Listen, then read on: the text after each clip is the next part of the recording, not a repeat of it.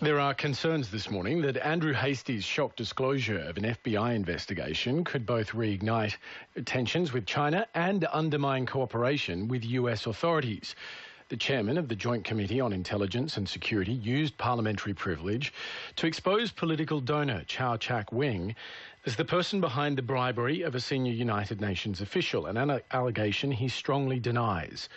The Prime Minister, who says he had no prior warning of Andrew Hastie's speech, is seeking information from intelligence agencies about the implications of naming the businessman. And Labor is fending off claims that it is deeply divided over this Hastie bombshell. Shadow Attorney General Mark Dreyfus is in our Parliament House studios this morning. Good morning to you. Thanks for having me, Hamish. The Prime Minister is seeking advice from the intelligence agencies about the implications of Andrew Hastie's speech.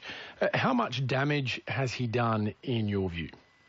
Well, that's a matter that's still to be determined, and the Prime Minister is quite right to be seeking advice from our agencies, but it's obvious that when someone in the position of the chair of the Joint Intelligence and Security Committee of the Australian Parliament uses publicly information obtained from US agencies, that's going to raise concerns and potentially leads to some loss of confidence in our ally in the way in which it shares information with us. That's the concern. It's quite right that the Prime Minister is talking to our Australian agencies about what the impact's going to be. Can we be clear about your view on this? Was he wrong to do what he did?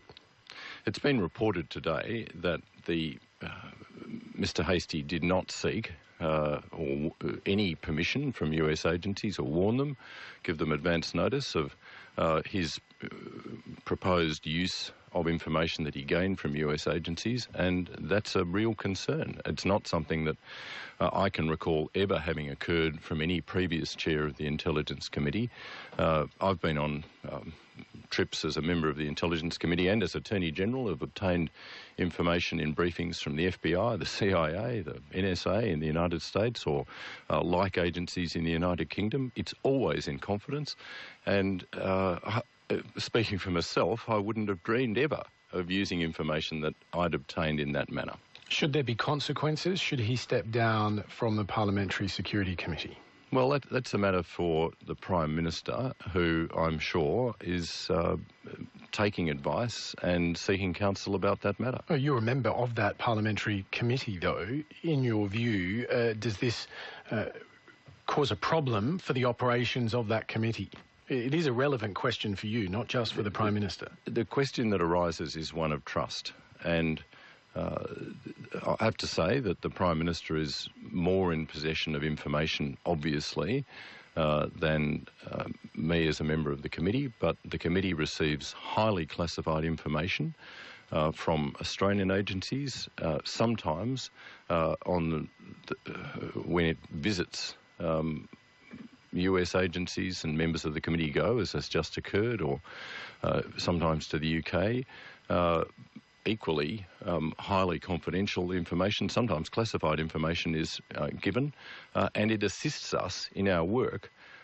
There's got to be a question of trust there about knowing that those confidences will be respected. But it is a matter for the Prime Minister, Hamish. Can intelligence agencies, Australian or otherwise, trust Andrew Hastie then with this sort of information? Well, we need to have the Prime Minister explain exactly what has happened here. I accept the Prime Minister's statement that Mr Hastie did not warn him before he made this speech in Parliament on this week, and it's for the Prime Minister to determine what the impact has been. OK, but you say this is the question here is a matter of trust.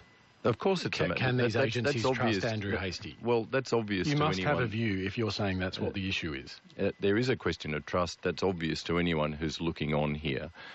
We now read in the media this morning that US authorities are concerned that US authorities were not consulted by Mr Hastie before he made his statement in Parliament. That's obviously a concern. To look at this from another angle, though, these details were already in the public domain. That was subject to a defamation case. I mean, if you had watched or read any of the reporting around this issue, you would have heard these things before. Why is it such a problem that he took these matters to the Parliament in that way? What's new here is the direct statement by the chairman of the Intelligence and Security Committee of the Australian Parliament that he got this information from US authorities.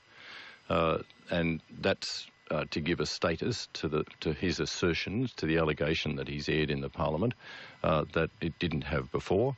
And I'm certainly not commenting on the defamation case. I don't think that assists. The matter is before the courts. It's been, as you say, there have been published allegations by Fairfax and the ABC. They're the subject of a defamation action, and that'll take its course. There has been a formal rebuke from the Chinese Foreign Ministry. Is that a cause for concern?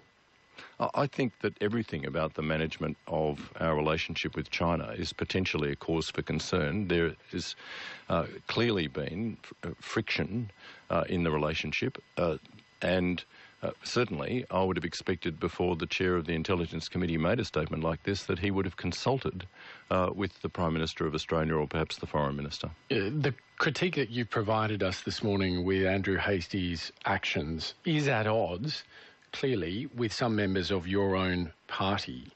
The deputy chair of the committee, Anthony Byrne, gave leave in the chamber to allow Andrew Hastie to table the FBI documents. He did so, it seems, with some enthusiasm. To quote, he said, "Leave is most definitely granted in support of my friend and colleague." Additionally, Michael Danby has praised him for having the guts to stand up and do that. Why is your party divided on whether this was the right thing to do or the wrong thing to do? We are not divided, and I continue that there is absolute unanimity right across the front bench of the Australian Labor Party that we were right to raise the questions that we raised in question time yesterday. They were entirely appropriate questions directed at the Prime Minister as to what has occurred here. The Prime Minister accepted them as entirely appropriate questions, and he is looking into this matter. Can I just say to you, Hamish, there is absolute unanimity right across the front bench on those questions that we asked yesterday. The front bench may be, but not throughout your party. It's obvious, given what you've said this morning and what we... You'll have to direct your question to Mr Byrne, or if you want to Mr Danby. I can't speak for them. But you are aware of opposition with your own party to this critique? Well, there's no critique even from Mr Byrne or from Mr Danby about the concerns on trust, about the concerns on the effect on our ally. I think if you look closely at Mr Danby's comment, even he says that he's not fully aware of the details, and of course he's not. He wasn't on the delegation to the United States. He doesn't know anything about what Mr Hastie did with US authorities.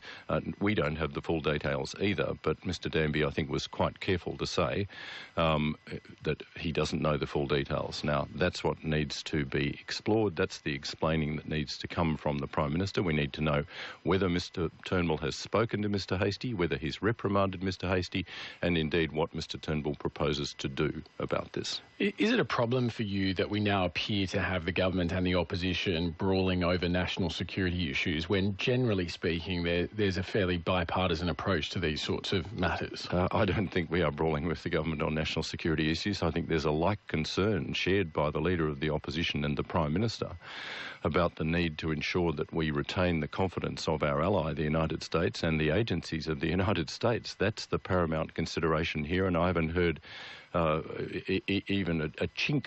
I haven't seen even a chink of separation between the Prime Minister and the Leader of the Opposition on this. So there's no brawling.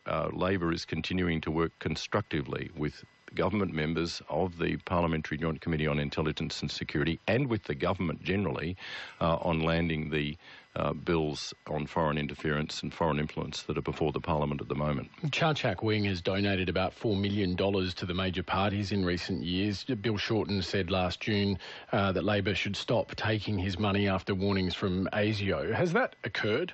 Absolutely. The Leader of the Opposition, Bill Shorten, was very clear that we would not be accepting any foreign donations, and that includes from Chow Chak-Wing, and we have not received any donations, not just from Chow Chak-Wing, but from any foreign source since June last year. Labor, separately to this, wants to set up a National Integrity Commission. If we had one in place right now, would there be grounds for it to investigate the bribery allegations against Chow Chak-Wing? The National Integrity Commission, Hamish, is directed at particularly corruption, maladministration and integrity matters in public administration. So it's particularly directed at governmental corruption. Think of matters like the wheat for oil scandal or the Securency matter, which came up this week when someone pleaded guilty at long last in relation to some charges there.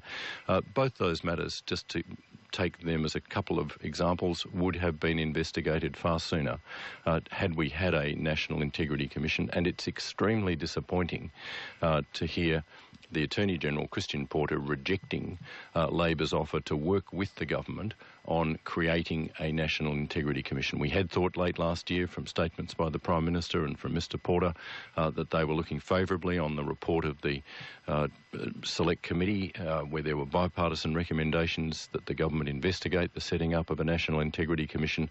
Those hopes have been dashed, and that's extremely disappointing, but it remains an absolutely firm commitment by Labor that if we are able to win government after the next election, we will establish a National Integrity Commission. Mark Dreyfus, thank you. Thanks very much, Hamish.